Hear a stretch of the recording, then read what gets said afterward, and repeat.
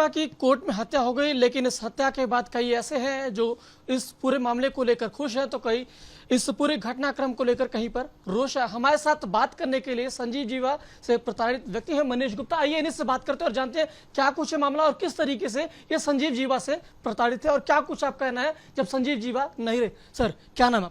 मनीष गुप्ता। क्या कुछ मामला था जिस तरीके से आप कह रहे हैं संजीव जीवा ने आपको काफी सारा परेशान कर रखा? जी, संजीव जीवा ने 25 लाख रुपए की रंगदारी मेरे से सचिन अग्रवाल, अमित माहेश्वरी और शुभम बंसल द्वारा मांगी जा रही थी। मैं उसके लिए तैयार नहीं था, तो मुझे उन्होंने जेल से वीडियो कॉल करवाकर, शुभम बंसल और अमित माहेश्वरी ने जेल से वीडियो कॉल करवाकर मेरी बात कराई, जिसमें उन्होंने मेरे से 25 लाख रुपए। कब का मामला है ये जनवरी 2019 का मामला है। जब उन्होंने मेरे से बात कराई, उन्होंने मुझे साथ जेल में थे? नहीं, वो जेल में थे। मैंने वीडियो कॉल पे देखा है, जेल पे थे और थे भी जेल में ही। मैंने बाद में, मैं उनको पहले नहीं, उनकी तस्वीर नहीं जानता था, तो बाद में मैंने गूगल सर्च करके उनकी जो फोटो है उसको आइडेंटिफाई भी किया कि ये वही व्यक्ति है। तो उन्होंने मुझे 7 दिन का समय दिया 25 लाख रुपए देने का। 25 लाख रुपए की रंगदारी वो इस एवज में मांग रहे थे कि हम आपका जो दूध का प्लांट है, जो जिसका मैं संचालन कर रहा था, उसको आराम से चलता रहेगा, आपको कोई परेशान नहीं करेगा, हमारा व्यक्ति कोई भी किसी तरह का कोई पैसा नहीं लेगा। यानी कि गैंग का लीडर अपनी एक फीस लेकर उसके बाद में मुझे प्रोटेक्शन दे रहा था, प्रोटेक्शन मनी ले रहा था, वो रंगदारी या प्रोटेक्शन मनी, जिसके लिए मेरे पास पैसा ना होने की वजह से मैं उसको इंतजाम नहीं कर पाया। तो अमित माहेश्वरी और अमित गोयल, ये 2 लोग सुबह मेरे घर पर आए कि आप अपना मकान हमारे नाम कर दो, जो भी मार्केट वैल्यू होगी 25 लाख रुपए से ऊपर वो हम आपको दे देंगे। जिसके लिए मैं तैयार नहीं था, क्योंकि पिताजी के नाम मकान है, मेरे और भी भाई बहन हैं, और मुझे ये बात सही नहीं लगी। फिर इन लोगों ने कहा कि अभी 1 घंटे के अंदर ही आपको ये नाम के लिए कागज़ तैयार कराने के लिए साइन करने पड़ेंगे, जिसके लिए मैं तैयार नहीं था। तो इन्होंने कहा कि हम अभी या तो आपको जिंदा नहीं छोड़ेंगे या आपसे आज ही नाम कराएंगे मकान। यहाँ पर 2 बात उठती है। आप कह रहे हैं कि आपका दूध का व्यापार आपने शुरू किया, किसके साथ शुरू किया? क्या आप उन्हें पहले से जानते थे और संजीव तक कैसे पहुंचे? सचिन अग्रवाल, जो मेरे पारिवारिक जान पहचान थी उनसे मेरी, और कब से जानते थे? मैं उनको लगभग 10-12 साल से जानता था, और उनको पार्टनर के हैसियत से मैंने इसलिए रखा था कि मेरे पास कुछ पैसों की कमी थी। मुझे ऐसा लगा कि वो अच्छे पैसे वाले हैं, ऐसा महसूस होता था। और मित्रता भी मान सकते हैं इसको, क्योंकि बहुत कम लोगों से मेरा मेल मिलाप था। तो मैंने उनको पैसे की मदद के लिए, कि जिससे मैं एक बड़ा काम कर रहा हूँ, तो मुझे बाजार से भी कुछ पैसा उधार लिया मैंने, और एक पार्टनर रख लूँगा तो मुझे वर्किंग पर्सन भी मिल जाएगा और पैसा भी मिल जाएगा।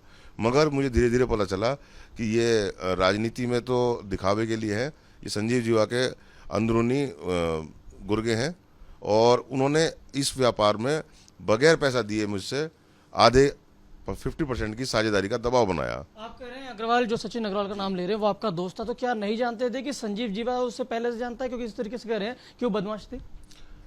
कोई भी बदमाश कभी भी अपनी आइडेंटिफिकेशन, कोई आई कार्ड नहीं बना के छोड़ता, जब जरूरत पड़ती है तब वो अपने असली रूप दिखाता है।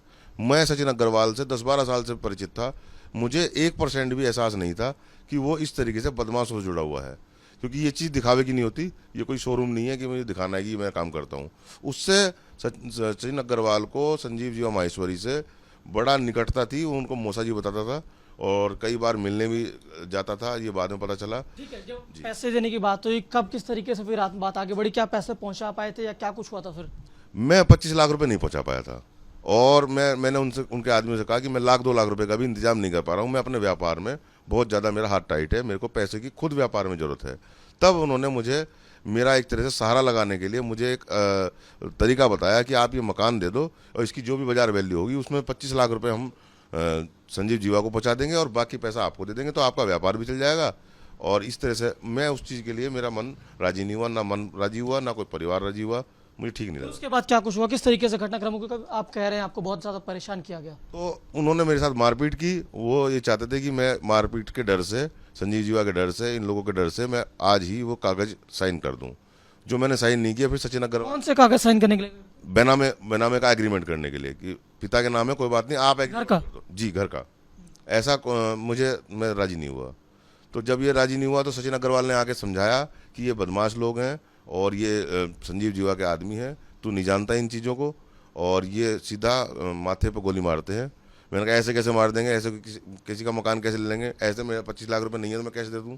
तो जब ये बहस हुई तो सचिन ने अपनी पिस्टल निकाल कर फायर किया मुझ पर, ये कब का वाक्य है? ये फरवरी 2019 का। तो मैं उसी दिन 1-2 दिन के अंदर मैं फिर सचिन तो आपके पार्टनर थे ना? जी, मैं मेरे साथ पार्टनर के रूप में थे, इसीलिए वो फ्रंट पे खुद नहीं आ रहे थे।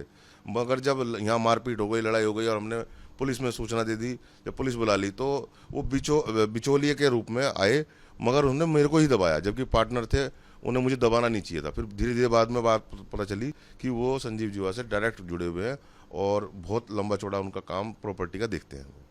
फिर आप तो कह रहे हैं कि उन्होंने आपकी कई सारी संपत्तियों को भी हड़पना शुरू की। उसके बाद में मैं जब शहर छोड़कर चला गया 16 में, कब की बात है, कब आपने शहर छोड़ दिया, क्यों छोड़ दिया? इस हमले के बाद में मैंने, कब हमला? जो हमला हुआ घर पर, उस हमले के बाद में मैंने जब शहर छोड़ दिया तो मेरे से संपर्क किया गया कि मैंने भी बातचीत की, मैं अपने लोगों से बात करता था, तो उन्होंने कहा कि प्रवीण मित्तल पीटर, सचिन अग्रवाल और शुभम बंसल ने मुझे बरगला के आश्वासन देके कि भाई तुम्हारी जो संपत्ति है, तुम्हारा जो प्लांट है, उस पर कब्जा हो गया था सचिन अग्रवाल का, शुभम बंसल का। तो जब ये कब्जा मैंने पैसा लगाया हुआ है, मैं उसके लिए समझौता करने के तौर पे उन्होंने मुझे बुलाया।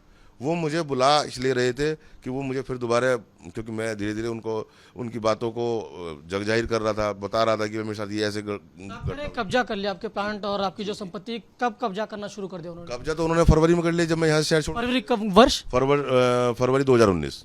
ठीक, उसके बाद में मैं जुलाई अगस्त 2020 में आया इनसे समझौता करने के लिए। तो प्रमोद त्यागी जो समाजवादी पार्टी के जिलाध्यक्ष थे और उनको बैठाकर फैसला करवाने की बात की गई, वो भी उन लोगों के साथ ही मिले हुए थे। संजीव जीवा का शायद उनसे संपर्क भी था, बातचीत भी थी, और वो भी इस फैसले को करने के लिए राजी नहीं थे। सचिन अग्रवाल और प्रवीण मित्तल पीटर, शुभम बंसल जो कहते थे वही वो करते थे। मैंने अपने सारे सबूत, सारे पेमेंट के सबूत, सब चीज़ उनको दिखाई, मगर वो ना समझौता कराया उन्होंने, ना उन्होंने मेरा हक दिलवाया। मैं जानना चाहूंगा, आप कह रहे संपत्ति हड़पी, कौन कौन सी ऐसी संपत्ति थी जो आपकी कब्जा कर ली और आपको, आप रंगदारी भी करे, पैसे भी मांगे, पैसे भी नहीं दिए, आपको अपना शहर भी छोड़ के जाना पड़ा? तो जब मैं वापस आया तो उन्होंने एक तो 25 लाख रुपए उनके मांगे और 13 लाख रुपए, 25 नहीं तो आप एक काम करो 13 लाख रुपए का इंतजाम करो, वरना हम आपको छोड़ेंगे नहीं। मार पिटाई करी पहले मुझे, मेरे को ये निशान है, ये बहुत तेज मेरे ये बट मारी थी, इसकी जो पिस्टल होती है उसकी बट मारी थी किसी ने, सचिन ने मारी थी या शुभम बंसल ने। तो मैं डर गया, मैंने उनसे मोहलत मांगी, मैंने कहा मुझे 2-4 दिन की मोहलत दो, मैं ये तेरा निकला, जब हम तुम्हारा फैसला करा रहे हैं, तुम्हें हक दिला रहे हैं, तो हमें डॉक्टर साहब को तो कुछ ना कुछ पैसा पहुंचाना पड़ेगा। फिर मैंने 13 लाख रुपए का इंतजाम। डॉक्टर साहब कौन है? ये डॉक्टर साहब के नाम से ही मशहूर है, सीधा कोई संजीव माहेश्वरी, संजीव जीवा कोई नाम नहीं लेता था, सब डॉक्टर साहब कहते थे, बस उसी से सब समझ जाते थे। तो मैंने अपनी पत्नी के सारे गहने गिरवी रख के 13 लाख रुपए का इंतजाम किया, अपने चाचा के लड़के से भी 1 लाख रुपए लिए, उधार लिए, तो ये सब मैंने उनको पैसा दिया। मुझे ऐसा लगा, कब पैसा दिया? मैंने ये पैसा दिया जुलाई, अगस्त और सितंबर में। तो ये जब पैसा दिया मैंने 2020 में जी, तो जब मैंने ये पैसा दिया मुझे ऐसा लगा कि अब मैं आकर अपने, मेरी संपत्ति मुझे मिल जाएगी, आज नहीं तो कल, महीने 2 महीने में मेरे को संपत्ति मिल जाएगी, मैं अपना व्यापार करूँगा। जो मुझ पर कर्जा है आसपास के लोगों का, मेरे रिश्तेदारों का, मेरे परिजनों का, तो मैं उसको चुका पाऊंगा, व्यापार कर पाऊंगा। जो मेरा शहर है, मेरा अपना शहर है, मैं यहाँ पर दोबारा बस जाऊंगा। कौन कौन सी संपत्ति आपकी कब्जा कर रखी, कहाँ कहाँ पे? उसके बाद में पायल माहेश्वरी का के आदेश के अनुसार, ये पायल माहेश्वरी कौन है? पायल माहेश्वरी संजीव जीवा की जो पत्नी है, उनका आदेश बताकर मुझे प्रवीण मित्तल पीटर ने अपने घर बुलाया और पायल माहेश्वरी से मेरी बात कराई कि पायल माहेश्वरी ने कहा कि अब मेरे भांजा अमित माहेश्वरी, उसके नाम आप अपने, एक आपके पास प्लॉट है, वो आप उनके नाम कर दो। तो मुझे वो नाम इसलिए करना पड़ा क्योंकि अब ये ज़रूरत है उनको, वहाँ पे कुछ काम की ज़रूरत है। ऐसे ही प्रवीण मित्तल पीटर ने, जिसका मावे का काम था दिखावे के लिए, उसके काम के लिए उसने मेरे से एक बार अपना, मेरा टेम्पो था 8-9 लाख रुपए का, वो ले लिया। मतलब मेरी गाड़ी ख़राब चल रही है और मेरी सप्लाई जाती है, तो वो ले लिया, भाई साइन कर दे, कहीं ऐसा ना हो कि कोई हादसा हो जाए तो तेरे ऊपर बात आ जाए, तो वैसे ही परेशान है। ऐसे ही एक स्कूटर था जो 25-30 हज़ार रुपये का होता है, पुराना मेस्ट्रो स्कूटर, वो भी उन्होंने नाम करा लिया। तो वो ये कहते थे कि कहाँ तू 10-20-50 हज़ार रुपये की बात कर रहा है यार, हम तेरा करोड़ों रुपए का फैसला करवा रहे हैं, तेरा कब्जा दिलवा रहे हैं सचिन अग्रवाल से। मगर ये सब लोग मिले हुए थे। कुल कितनी संपत्ति आपकी इन्होंने कब्जा की? इन्होंने मेरा स्कूटर, मेरा टेम्पो, एक प्लॉट है 153 गज का कुकड़ा में, और बलदेव साई ईश्वरचंद 19 भी नंबर की दुकान है मंडी समिति में, एशिया की सबसे बड़ी मंडी है, 1.5 से 2 करोड़ रुपए की दुकान है, वो कब्जा की हुई है। और काफ़ी पैसे शुभम बंसल ने मुझसे नई गाड़ी के नाम के 4,46,000 रुपये अपने खाते में जमा करवाए थे। 10 लाख रुपये मांग रहा था वो, मेरे पास 10 लाख रुपये इंतजाम नहीं हुआ। उन्होंने जितना है उतना कर दो, और जबकि उसने लोन पे ली। मैं एक बार शिकायत करने जाने लगा तो उसने अपनी गाड़ी जो मेरे पास UP 12 BC 6777 ग्लेंजा गाड़ी है, ये उसने मुझे आश्वासन के तौर पे दे दी कि चल कोई बात नहीं, मैं तुम्हारे पैसे दे दूंगा। मतलब मुझे ऐसा दिखाते रहे कि वो मुझसे उधार पैसा ले रहे हैं, और मतलब पैसा, मतलब वो सीधा सीधा तौर पे ना कह के, और कभी भी मैंने पैसे मांगे तो 1000-2000 रुपये भी ना तो देने की बात रही। मैं एक बार जब परेशान हो गया, मैं बहुत तेज गुस्सा आ गया मुझे, तो मैंने कहा मैं कल को पुलिस में शिकायत करूंगा, तुम लोग यार ना मुझे जीने दे रहे ना मुझे परेशान कर रहे हो। आपने पुलिस में शिकायत की, तो पुलिस में जब शिकायत की तो पुलिस की ओर से क्या कार्रवाई की? पुलिस ने पहले मुझे संदिग्ध माना। उन्हें ये लगा कि कहीं ऐसा नहीं है कि कोई व्यक्ति वैसे ही आ गया हो, वैसे शिकायत कर रहा हो, फर्जी, मतलब ऐसा होता है कि कोई फर्जी व्यक्ति आता है। तो मुझे तत्कालीन अभिषेक यादव कप्तान साहब थे, उन्होंने मेरे से कहा कि हम 2 दिन इसकी छानबीन करेंगे, अगर तुम्हारे ये जो आपने दावा किया है अगर ये सही पाया गया तो हम इस पर कार्रवाई करेंगे, और अगर गलत पाया गया तो मैं आपको जेल में डाल दूंगा। मैंने कहा ठीक है सर। तो वो उन्होंने अपने तौर पर छानबीन की, 4-5 इंस्पेक्टर लगाए थे, वो घर पे आते थे, मुझसे डॉक्यूमेंट्स लिए, बहुत सारे कागजों में उन्होंने साइन कराए कि हाँ। अब संपत्ति वो जो आप कह रहे हैं कब्जे में है, तो कभी उन संपत्तियों की ओर जाने की कोशिश की या कभी कुछ प्रयास किया? जी, मैं संपत्ति की तरफ जाता हूँ। प्रवीण मित्तल पीटर के लड़के और जो दामाद शुभम बंसल है, उसके नाम जो मेरी दुकान है वो बंद पड़ी थी। वो दिवाली पे अभी पिछले साल केस करने के लगभग 7 महीने बाद, 6 महीने बाद, उन्होंने वो कब्जा दिखाने के लिए, उनके किसी वकील ने या किसी व्यक्ति ने उनको राय दी कि कब्जा वो होता है जो वहाँ पर काबिज रहे। तो उन्होंने अपने एक समधी को बिठा रखा है, शेंकी के ससुर हैं वो, उनको वहाँ पर वैसे ही वो 5 रुपये की पुड़िया बेच रहा है, 2 करोड़ रुपए की दुकान में पान पुड़िया बेच रहे हैं वो, तो वो केवल कब्जा दिखाने के लिए, और वहाँ पर GST नंबर भी दूसरा लिया हुआ है, जबकि ऐसा होता नहीं है। ठीक है, पुलिस ओर से क्या कार्रवाई की गई अब तक? पुलिस ने मुझे हर चीज़ में सहयोग किया, और जो तथ्य थे उनको छुपाया नहीं, उसको उसी तरीके से जो सच्चाई थी उसको पेश किया। इन बदमाशों के, कुख्यातों के, किसी के भी शायद दबाव में नहीं आए। अच्छा, जैसे अब संजीव जीवा नहीं है, तो अब इस घटनाक्रम को लेकर क्या कहेंगे?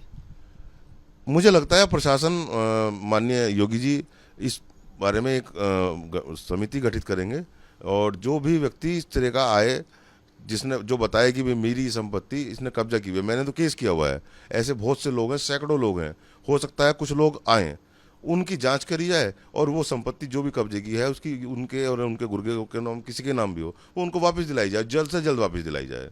तो आपको डर नहीं लग रहा, क्योंकि अभी तो खाली एक संजीव जीवा नहीं है ना, उनके और भी साथी तो होंगे, तो उनसे डर नहीं लग रहा है? संजीव जीवा की जो हत्या हुई है, अब उससे उनका पूरा गैंग विचलित हो गया है, और वो विचलित होने में एक तरह से भूखा शेर हो गया है।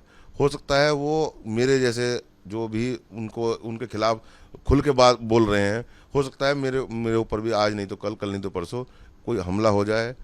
इस तरीके से प्लानिंग से करेंगे, क्योंकि ये कुख्यात लोग हैं, शातिर लोग हैं, काम को निपटाने के हिसाब से भी। मुझे इस बात का अंदरूनी डर है, मगर जो होगा देखा जाएगा, ये तो मैंने पहले सोच रखा है।